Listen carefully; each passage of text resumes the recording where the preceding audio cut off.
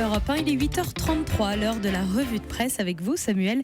Et ce mot tout d'abord, recueillement. Oui Anissa, ce mot que vous retrouvez souvent ce matin à la une de vos journaux. Les hommages au père Jacques Hamel se sont multipliés hier, pas seulement à Saint-Étienne-du-Rouvray mais partout en France. Le temps du recueillement, la Voix du Nord, la France recueillit, l'indépendant, union et communion, dit encore l'écho républicain. Le recueillement, la communion et la polémique politique aussi qui se poursuit. Qu'en pensez-vous?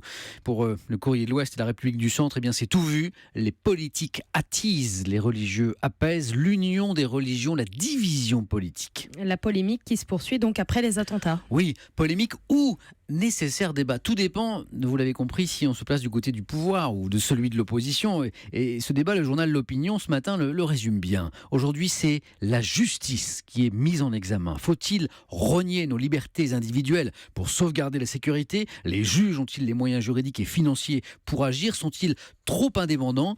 Eh bien, les réponses à ces questions varient selon le bord politique. Prenez Libération, qui se demande en sa une, jeu de mots, si on va passer de l'état de droit à l'état de droite. Libé qui constate qu'après chaque attentat, le pouvoir subit la même pression. Ne pas prendre de décisions concrètes, de nouvelles mesures, si possible fracassantes, c'est prêter le flanc au procès en tétanie ou en incompétence. Affirmer qu'il suffirait de modifier la réalité pénale pour limiter la menace terroriste, c'est verser dans la facilité populiste. Je crois que vous avez deviné de quel côté penche Libération dans ce débat. Libé qui cite un parlementaire de la majorité: Hollande est couillu face à une droite irresponsable. Il ne touche pas à la Constitution, même si cela pourrait lui coûter la présidentielle. Les faibles sont en apparence les forts. Alors voilà pour Libération, mais qu'en pense Le Figaro? Bonne question.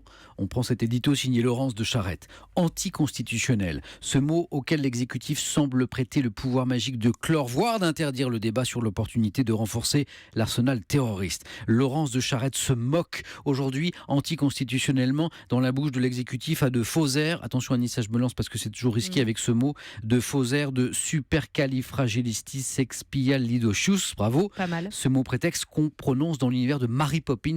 Vous l'avez peut-être reconnu, pour s'échapper d'une situation par enchantement. Alors le Figaro conclut: anticonstitutionnel, rien n'empêche de modifier la Constitution, mais il y a fort à parier que François Hollande ait définitivement renoncé à fâcher les siens. Plus les calculs sont petits, plus ils seront habillés de grands mots. Et pour finir, vous nous proposez, Samuel, de prendre un peu de hauteur. Oui, mais alors vraiment, littéralement, avec toujours le Figaro et ce passionnant article, vraiment je vous le recommande, qui raconte comment l'espace d'un siècle seulement, l'humanité a pris de la hauteur, a grandi. C'est une étude britannique qui le dit. Tenez, c'est incroyable, en moins de 100 ans, les femmes sud-coréennes par exemple, en moins de 100 ans, ont grandi de plus de 20 cm. Ah ouais? Ouais. L'étude fait un parallèle entre augmentation de la taille, c'est intéressant, et espérance de vie. Et les pays où la taille a le plus progressé sont également ceux où l'État se soucie le plus de la santé publique. Donc il y a la Corée du Sud, il y a le Japon, il y a la France aussi. Bonne nouvelle, où le français moyen a pris 13 cm de plus en l'espace d'un siècle. Ce qui nous amène aujourd'hui à une taille moyenne d'1,64 m pour les Françaises. Oula. Anissa, vous y êtes ou pas là? Ah non, je suis bien en dessous. 1,64 m. Bon, Ah oui. pour les Français, les hommes, ça nous donne, écoutez bien messieurs, une moyenne aujourd'hui d'1,79 m. Vous y êtes, Samuel? Bah non, là je peux vous dire que c'est un coup dur pour On votre est tous les deux serviteur bien ce en matin. dessous. Ouais, moi il me manque un bon 12 cm là pour me retrouver juste dans la moyenne. Alors pour me consoler, je citerai le poète, l'écrivain Frédéric Tristan: nous sommes toujours de la taille de l'univers que nous découvrons. Et puis Coluche disait, l'essentiel c'est quand les deux pieds touchent le sol. Merci beaucoup. Un autre poète. C'était la revue de presse de Samuel Etienne.